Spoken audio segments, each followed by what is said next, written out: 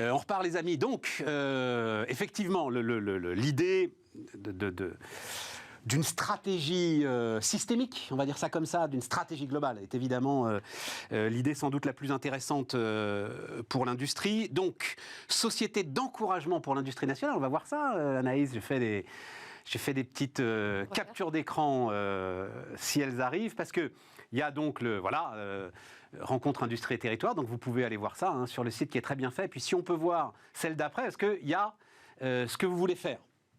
Voilà, donc et j'ai l'impression que l'ensemble de ces éléments là qui s'affichent sur l'écran, c'est-à-dire qu'en gros, parler d'industrie, mettre l'industrie dans les territoires, dans le débat public, c'est ce que je disais en sommaire, c'est fait, Anaïs. Tout le monde ne parle en fait que de ça. Alors, moi, c'est ce qu'on m'a dit. Et en fait, ça me fait rire, parce que la Société d'encouragement pour l'industrie nationale, s'il y a une société qui est légitime pour le faire en France, c'est bien eux, ils ont 220 ans. Ça a été créé en 1803 ou 1804. Et ils ont toujours eu à cœur de promouvoir et de diffuser la question de l'industrie dans le débat public. Donc Saint-Simonien, grande tradition philosophique française. Et c'est aujourd'hui... on n'a jamais autant parlé d'industrie, c'est vrai, mais depuis mars 2020, je pense que vous vous souvenez sûrement de avant, quand on parlait d'industrie, on était quand même en général un peu des doudingues, hein. On était des gens, on n'était pas beaucoup, on se comptait sur les doigts d'une main. Depuis Gallois, ça c'est un peu amusant. Il y a eu une rupture avec le rapport Gallois, toute la politique de l'offre. Stéphane, quand j'ai commencé à faire ma thèse en 2014, je me suis dit comment on peut industrialiser la France. Les gens m'ont regardé, ils m'ont dit mais... T'as pas autre chose à faire de ta vie. Il y a un moment, c'est une question qui ne se... Et d'ailleurs, il y a des gens qui disent l'industrie, c'est mort pour la France. Et la question, elle se pose vraiment légitimement parce qu'au regard du retard qu'on a pris et du coût de rattrapage qui est conséquent, parce qu'on parlait des savoir-faire et de l'investissement, mais on a tellement sous-investi dans nos usines qu'on a des entreprises qui savent faire plein de choses, mais qui n'ont pas la masse critique pour affronter certains mastodontes mondiaux. Et on a perdu un peu une envie d'industrie. Il y a toute une culture industrielle aussi chez les financeurs qui s'est perdue au fur et à mesure. Donc oui, aujourd'hui, le débat, tout le monde en parle, mais des gens qui ont une vision très claire de comment réindustrialiser, il y en a pas tant que ça. Et en disant ça, je prétends pas l'avoir, mais il faut maintenir le sujet dans le débat public. Et la démarche de la Société d'encouragement, ça a quand même été d'organiser des événements. Et je crois que... Christian Saint-Étienne est sûr, oui, absolument. Il est contributeur. J'ai été regarder les contributeurs et Christian est contributeur. Alors, tout à fait. Il nous a fait l'honneur de venir conclure un de nos événements, mais on est allé faire des conférences dans différentes régions. On est allé notamment à Lyon, à Mulhouse, à Toulouse, et on va continuer parce que l'objectif, c'est aussi de faire parler des industriels et des acteurs publics qu'on n'entend pas habituellement dans le débat public. Et c'est de comprendre comment eux, dans leur territoire, ont fait des choses qui ont permis de maintenir une activité. C'est-à-dire qu'on parle toujours de ce qui ne va pas, mais malgré tout le tableau qu'on dresse, il y a des entreprises industrielles qui restent sur le territoire et qui sont même leaders européens ou mondiaux dans leur secteur. Et donc ce qui est intéressant, c'est de comprendre, admettons qu'on n'arrive pas à changer le cadre dans lequel on est, comment est-ce qu'on peut maintenir ces activités et s'inspirer aussi des bonnes pratiques. Moi, je crois beaucoup à la preuve par l'exemple, et donc montrons aussi ceux qui réussissent et qui contribuent à créer de l'activité dans les territoires, et surtout, une chose qui me semble primordiale, c'est qu'on a des chefs d'entreprise qui ont conscience de leur rôle au service de la nation. Ça, c'est clair. Et ça, c'est important. Ils sont très, très attachés. C'est important très de le valoriser aussi. Est-ce que l'aéronautique est l'exemple parfait, le modèle à suivre pour essayer de reconstituer un tissu industriel? Bien sûr. L'aéronautique. Bien sûr, vient de dire Christian Saint-Étienne. Donc vas-y, Anaïs, et puis... C'est un très bon exemple. Mais l'aéronautique, c'est ce qu'on avait autrefois dans l'automobile, des filières très organisées, où on a un grand donneur d'ordre et on a toute la chaîne de sous-traitants à proximité. Là où ça pose quelques questions, c'est parfois le rôle de ces donneurs d'ordre à l'égard de leurs sous-traitants, qui est parfois plus un rôle de prédation, c'est-à-dire on tire beaucoup sur les prix, on ne paye pas forcément les sous-traitants à temps. C'est-à-dire la loi LME est venue réduire les délais de paiement, mais on a encore des retards de paiement qui ont un impact sur la trésorerie des entreprises et qui créent un déficit, par exemple, à Allemagne, où globalement les entreprises payent à 30 jours. C'est demander aux sous-traitants, aux petits sous-traitants de faire des développements et derrière ne pas leur confier des productions. Donc il y a quand même des choses qui peuvent être améliorées pour avoir une démarche plus vertueuse en termes termes d'écosystème. Et c'est ce qu'il faut qu'on reproduise ailleurs. Là, tout le monde parle du vélo, il faudrait faire la même chose dans le vélo. Sur ce que tu viens de citer là, moi je peux témoigner, parce qu'en l'occurrence sur des cercles confidentiels, mais je discute très régulièrement avec de très grands acheteurs, de très grands groupes. Ce que tu viens de décrire là, c'est-à-dire cette idée de co-construire, de confier à des sous-traitants effectivement des programmes de développement, mais de signer en parallèle des engagements très très fermes et pluriannuels, ça, c'est vraiment aujourd'hui au cœur de leur réflexion, Anaïs. C'est-à-dire, là, il y a l'aéronautique. Oui, mais là, dans vraiment d'autres secteurs, il y a vraiment une prise de conscience très très forte. Là, tu as raison, en partie liée à la crise Covid. C'est-à-dire qu'à un moment, on s'est rendu compte que les relations de confiance étaient finalement les seules relations qui te protégeaient vraiment dans une réelle crise où tes sous-traitants, tu perdais le contact avec tes sous-traitants. Donc là, je crois qu'il se passe vraiment quelque chose. Il y a une bascule et il faut que ça se fasse de manière durable. Et c'est le seul moyen de permettre à des TPE et PME de se développer. Tout à fait. En fait, aujourd'hui, en France, on a plein d'activités industrielles. Dans l'imaginaire des gens, l'industrie, c'est forcément la cheminée qui fume, qui pollue, etc. Il y a beaucoup de gens qui habitent à côté ou à proximité d'activités industrielles et qui ne le savent pas, puisque ce sont des activités finalement assez peu visibles, peu confidentielles, pas des biens de grande consommation. Mais on sait faire beaucoup de choses. Le problème, c'est qu'aujourd'hui, on a des entreprises qui ne savent pas gérer la masse. Alors, est-ce que la France peut reproduire un jour la grande série avec l'automatisation, etc. La question se pose. C'est pour ça que je voulais faire mon avantage fiscal. Mais il y a besoin, de toute manière. On a 17 ans de moyenne d'âge dans l'outil productif avant la crise. Là, avec les phénomènes d'automatisation, on s'améliore. On est un pays moins robotisé que l'Allemagne et l'Italie. Enfin, il y a besoin d'investir massivement dans l'outil de production pour gagner des points de productivité et de compétitivité. Non, mais ce qui est dingue, c'est que c'est écrit noir sur blanc dans le rapport Gallois il y a 10 ans. C'est ça qui est. Mais il faut les TPE pour croître, et les PME aussi, elles ont besoin aussi d'avoir un peu une vision de long terme. C'est-à-dire que quand on investit dans un cobot ou certains petits robots industriels, on n'est pas sur des investissements très lourds, on a un ROI assez rapide. Mais quand on va sur des investissements qui vont se faire sur un ROI de 7 à 10 ans. Dans ce cas-là, on a besoin aussi d'avoir une garantie, d'avoir certains volumes. Alors, je ne dis pas que tout doit être planifié, administré, mais il faut donner aussi de la visibilité à ces entreprises pour leur donner envie d'investir et aussi changer leur culture parfois, parce qu'on a lien de dépendance crée aussi des entreprises qui n'ont pas forcément une culture commerciale. Mais c'est de ça dont on pourra parler si on a le temps de parler des fonderies justement et de l'industrie automobile. Mais quand tu dis l'aéronautique est un modèle, Christian, moi en fait je ne crois pas. Je vais me faire l'avocat du diable. C'est une situation, peut-être même dans l'histoire industrielle, qu'on n'a jamais retrouvée. C'est-à-dire un duopole. En plus, là, Boeing, enfin les derniers chiffres sont très très préoccupants pour Boeing. Donc là, on est quasiment sur une situation de monopole pour Airbus. C'est créer une situation invraisemblable, en fait. Les Chinois, ils ne sont pas arrivés, les Brésiliens, ils ne sont pas arrivés, les Canadiens, ils ne sont pas arrivés à faire des avions concurrents d'Airbus. Ça veut dire qu'ils ne sont pas mauvais, en fait. Ça veut dire qu'ils ne sont pas mauvais, mais je ne sais pas si tu peux... Si tu dis l'industrie automobile, où tu te retrouves avec une concurrence acharnée, avec une vingtaine de constructeurs qui sont capables de faire exactement la même chose que tu fais, je ne sais pas si tu peux utiliser les mêmes recettes. Écoute, je vais prendre exactement tes deux exemples. Tu prends l'aéronautique.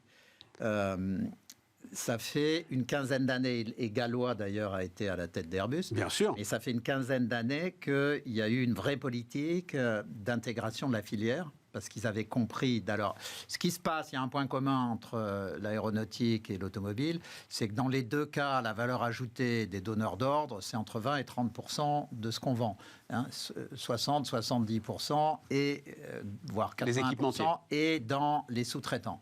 Et donc, en réalité, ça fait une vingtaine d'années qu'il y a eu ce basculement et c'est généralisé depuis 15 ans.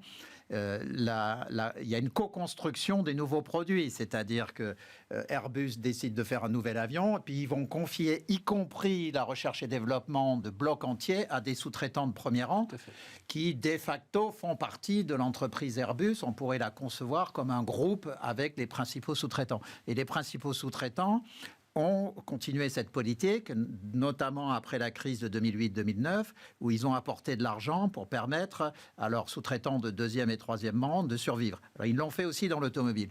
Alors, néanmoins, ce que Airbus a réussi, c'est quand même de faire des avions qui étaient en avance sur ce que faisait Boeing. Tout à fait. Alors que Peugeot et Renault ont toujours échoué dans les véhicules haut de gamme, qui sont ceux qui rapportent le plus. Alors, il y a des évolutions positives.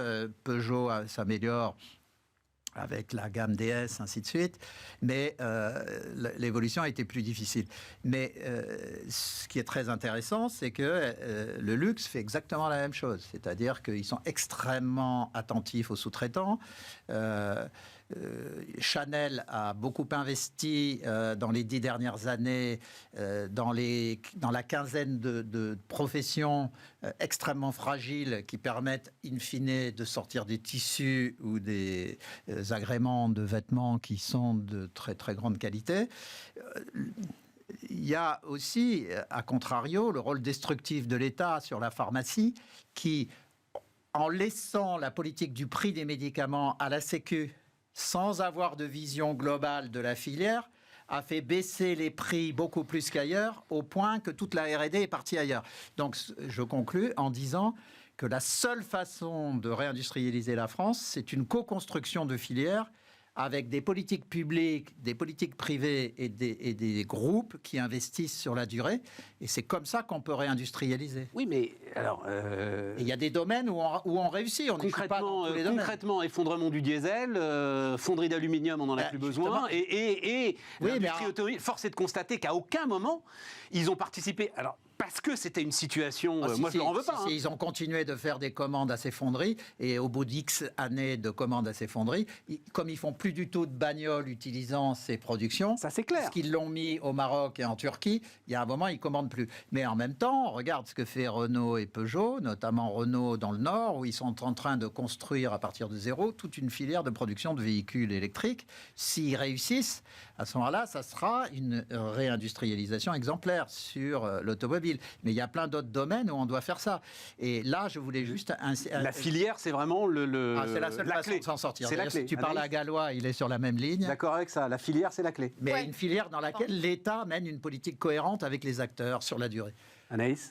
Oui, après la filière, il faut toujours se dire que c'est un truc qui est très français. Par exemple, ça pas, quand on parle de filière en Allemagne ou en Italie... Mais ils le font de facto, sans le théoriser. Mais mais parce que nous, on a ce sujet de politique de filière qui est hérité en fait des années gaulo-pompidoliennes, où on a vraiment... Je ne suis pas sûr, Anaïs, parce qu'ils le font en Allemagne. Tout le monde me raconte. Ce sont les chefs de filière là-bas qui font le boulot de l'État en France. C'est-à-dire que c'est eux qui disent aux banques que vous allez financer un tel. Ce que je veux dire, c'est que l'approche en filière en France, elle est pas aujourd'hui, elle est pas optimale, à la fois en termes de dialogue. Aujourd'hui, elle l'est pas. On est d'accord. Entre les entreprises et les syndicats, par exemple, si on regarde ce qui se passe au sein des conseils nationaux de l'industrie et après les comités stratégiques de filière, on se rend compte qu'il y a des décisions qui sont prises d'un côté par les entreprises, avec peu de dialogue social, alors que le dialogue social est quand même un élément important, que beaucoup d'entreprises en France aujourd'hui ne se retrouvent pas dans une filière ou dans une autre. Par exemple, quand on est une fonderie, on est plutôt dans la filière métallurgie, mais le donneur d'ordre principal peut être un acteur de l'automobile. Donc il y a besoin un peu de clarifier, et puis je pense d'inverser la tendance, c'est-à-dire de réfléchir en problème et après d'organiser la réponse au problème, plutôt que d'avoir ces gros mastodontes, et donc absolument pas de flexibilité. Les filières, les fonderies aujourd'hui, alors il y a certes le passage du diesel au thermique. On sait aussi qu'il y a des fonderies où on arrêtait les commandes et elles ne faisaient pas des pièces qui étaient des pièces concernant le bloc moteur. On a aussi des fonderies qui à un moment ont voulu se diversifier et elles étaient tellement saturées de volume avec des marges très serrées de la part des constructeurs automobiles qu'elles n'avaient pas les moyens d'investir pour se diversifier. Donc la situation, elle n'est pas aussi binaire qu'on le voudrait. Et l'autre enjeu aurait été de dire, très bien, j'ai plus besoin Renault ne veut plus s'approvisionner auprès d'MBF, par exemple, en Franche-Comté. Qu'est-ce que je peux faire pour cette filière ? Est-ce que je peux, avec les compétences collectives et l'outil productif, aller adresser d'autres secteurs ? Exactement. Comment je me mets en position d'adresser ces autres secteurs ? Et l'autre chose qu'on aurait pu envisager... Cette réflexion stratégique, on ne la fait plus. Non, ça fait 15 ans qu'on l'a fait plus. On l'a abandonné parce qu'on... Je veux dire, on n'a pas de gens Oui, qui sont non, mais j'entends. pour penser Absolument. ça. Et l'autre chose, après, Enfin, ils se sont réveillés trop tard, quoi. qui peut se... 10 ans trop tard, à peu qui près. peut se négocier avec les grands donneurs d'ordre. Enfin, en général, pour avoir accompagné quelques sessions de sites industriels jugés non cœur de métier ou autres, on peut très facilement négocier des contrats dégressifs en volume, en disant de 3 à 5 ans, on est à un volume année 1, on est en plein volume, année 2, 6, année 3, avec éventuellement un accompagnement sur l'investissement. Mais ça nécessite une stratégie au cas par cas, site par site, où on se dit, qu'est-ce qu'on fait ? Qu'est-ce que fait celui qui abandonne et qui avait créé parfois un lien de dépendance. Il se approvisionne ailleurs et il avait créé un lien de dépendance économique. Quel est le rôle de l'État et des pouvoirs publics là-dedans ? Et dans la situation de s'effondrer, c'est dramatique parce que chacun attend la réponse de l'autre. Oui, mais il faut juste tempérer ça par la violence en fait de la mutation qui a été demandée à l'industrie automobile. C'est-à-dire l'idée de prévoir à 5 ans, en fait c'était totalement impossible vu les exigences réglementaires européennes qui leur sont tombées dessus du jour au lendemain. Attends, parce qu'il faut qu'on avance. Vous êtes d'accord sur un truc tous les deux, c'est super ministère. C'est absolument indispensable. Oui, mais super ministère, c'est pas... Super ministère regroupant le métier japonais. Là. Oui, mais c'est pas en le confiant des énarques. Hein. C'est un super ministère où tu as des réunions ouvertes par mais filière. Ça veut dire que tu as l'industrie, tu as l'énergie, tu as l'écologie... Non, enfin, l'aménagement du territoire. Non. Le super ministère pour moi, c'est industrie, énergie et recherche innovation. Et recherche innovation. C'est les 3 blocs qui sont intimement liés. Mais je voulais revenir à la question qui était sous-jacente à toute notre discussion. Donc, comme tu viens de le dire, en fait, sur les 20 dernières années, on a pris 10 ans de retard. C'est le solde de ce qu'on peut dire sur les 20 dernières années. Alors même qu'il y a 10 ans, avec le rapport Gallois, on a essayé, mais on est arrivé trop tard, si je puis dire. Maintenant, la vraie question, c'est celle que tu posais au début de l'émission. Bon, est-ce que c'est foutu ? Donc on se suicide à sortir de l'émission. Ou est-ce qu'on peut encore s'en tirer ?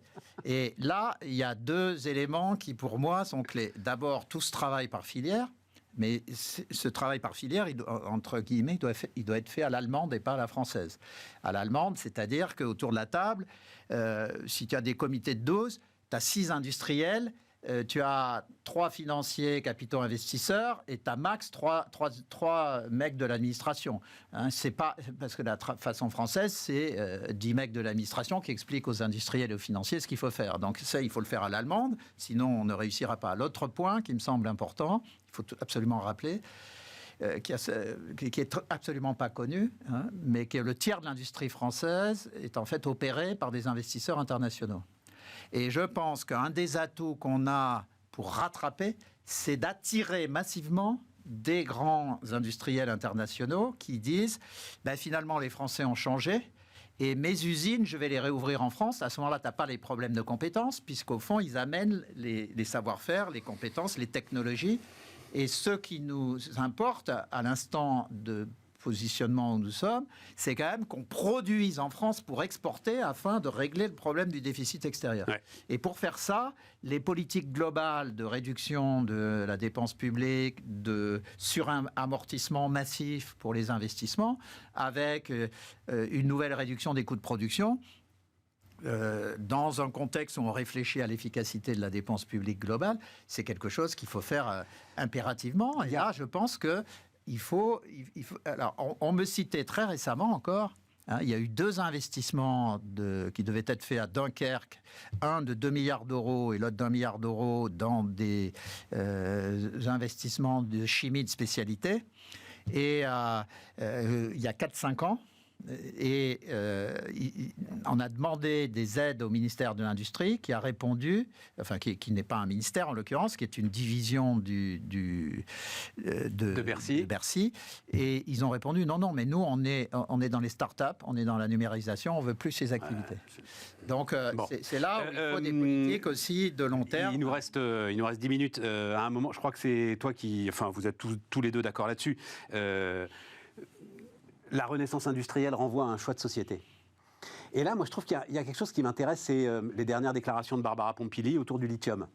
où elle dit, donc c'est quand même notre ministre de l'écologie, Oui, c'est qui dit il faut qu'on rouvre des mines. Voilà. Oui, parce qu'on ne peut pas aller chercher uniquement les minéraux dans des pays africains. Et voilà, où on fait bosser des et on enfants de 12 ans. sait qu'en ce moment, il y a en Alsace notamment un projet de mine de lithium qui n'arrive pas à voir le jour. Est-ce que ça peut être un bon exemple?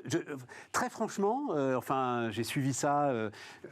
Il y a eu un très important projet de Rio Tinto en Serbie, qu'ils n'ont pas pu faire, parce qu'en fait, les gens ne veulent pas qu'on rouvre des mines, tout simplement, toujours autour du lithium, parce qu'en fait, il y en a beaucoup, du lithium. Et je pense que là, on va être sur sans doute un bon exemple des choix profonds de société qu'on est capable de faire ou pas. Alors, de toute manière, en fonction des orientations de société qu'on veut prendre, on ne va pas avoir les mêmes stratégies de réindustrialisation. Et je trouve que les rapports RTE ou ADEME vont bien dans ce sens. Ils montrent qu'il y a différents scénarios si on veut limiter le phénomène de réchauffement climatique, et que selon le scénario qu'on choisit, on ne va pas prendre exactement les mêmes orientations, à la fois en termes d'industrie, parce que les niveaux de consommation ne sont pas les mêmes, de choix énergétiques et autres. Et l'autre chose, c'est que quand on désindustrialisant, on s'est déresponsabilisé sur le plan environnemental. C'est-à-dire qu'on se flatte toujours de notre bilan carbone, alors que le vrai sujet, c'est notre empreinte carbone, et qu'on a aussi, donc dans l'empreinte carbone, on prend toutes les émissions importées. Alors, il ne faut pas être dans la flagellation, je ne dis pas il faut se flageller, etc., mais il faut avoir conscience de la réalité de notre empreinte environnementale. Et l'autre chose, c'est que nos choix pourrissent la vie d'autres. C'est-à-dire, notre choix d'avoir le téléphone dernier cri, il a des conséquences sociales et environnementales sur le pays où on fait des extractions minières en n'ayant aucun intérêt pour les conséquences environnementales et sociales. C'est pour ça que je trouve cette histoire de lithium passionnante, parce qu'il y a des tas d'arguments, y compris écologiques, pour effectivement rouvrir des mines sur notre territoire. Mais il y a aussi plein de réflexions que... Je ne crois pas qu'on y arrivera, en fait. Il y a plein de choses qui sont sous-entendues là-dedans. C'est avoir des réflexions sur les produits qu'on développe, c'est-à-dire avec moins de besoins dans ces matières premières critiques. C'est développer de vraies filières de recyclage avec peut-être une TVA qui est plus favorable aux produits recyclés qu'aux produits neufs. Parce qu'aujourd'hui, quand on regarde l'aluminium, c'est quelque chose qui se recycle globalement plutôt bien.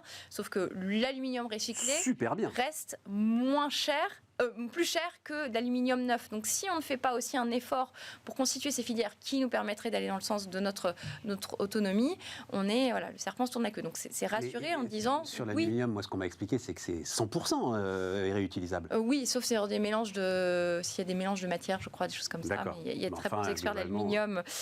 Globalement, c'est vraiment un truc, effectivement, d'où l'autre problème de la disparition des fonderies, c'est que l'aluminium est vraiment... En ce moment, j'ai une obsession fonderie, qui est toujours une obsession, mais j'ai aussi l'obsession électro-intensive avec le mécanisme d'ajustement carbone aux frontières, qui concerne les intrants. En fait, on risque plus de provoquer une nouvelle vague de désindustrialisation chez nous que de favoriser le développement industriel français des électro-intensifs, pour lequel on a un avantage compétitif par rapport aux autres. Juste un mot, puisque tu le dis, enjeu de décarbonation, donc baisse de 35% en 15 ans des émissions de gaz à effet de serre, conformément donc à la stratégie nationale bas carbone. La France propose un plan de 5,5 milliards d'euros. Priorité donc métallurgie, chimie, ciment. C'est 70% des gaz à effet de serre industriels, et 25 sites concentrent un tiers des émissions. Et c'est eux qui pourraient être effectivement impactés. Oui, mais notamment la sidérurgie. Et là, il y a un plan spécial pour transformer les modes de production, de telle sorte qu'on ferme les hauts fourneaux, mais pour ouvrir des aciéries électriques qui produisent 4-5 fois moins de CO2. Donc, effectivement, il y a aussi des transformations des modes de production.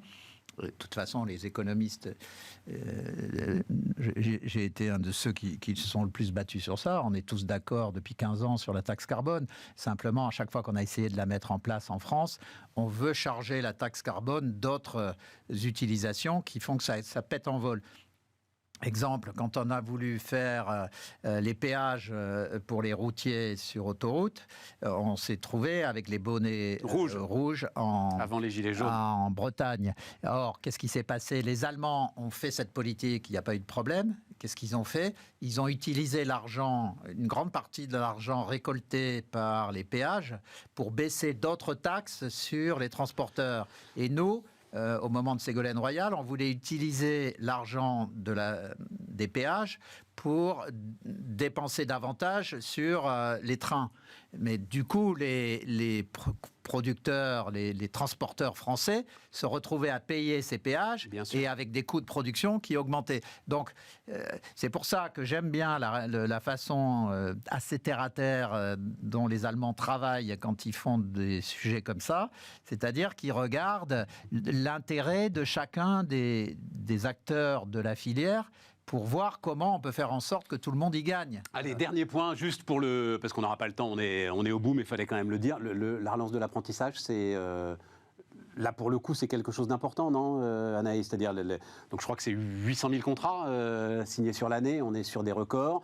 C'est évidemment d'abord l'artisanat, l'industrie, etc., qui forment ces apprentis. Donc là, il y a peut-être le départ d'un cycle vertueux qui va dans le sens de ce que tu dis, d'un choix de société et de choix systémique et de réflexion systémique. C'est clé, c'est-à-dire que l'industrie, on n'en a pas parlé, mais un des autres freins à la réindustrialisation, c'est le fait qu'on ait les compétences nécessaires pour faire tourner les usines, qu'on ait une appétence pour les carrières dans l'industrie.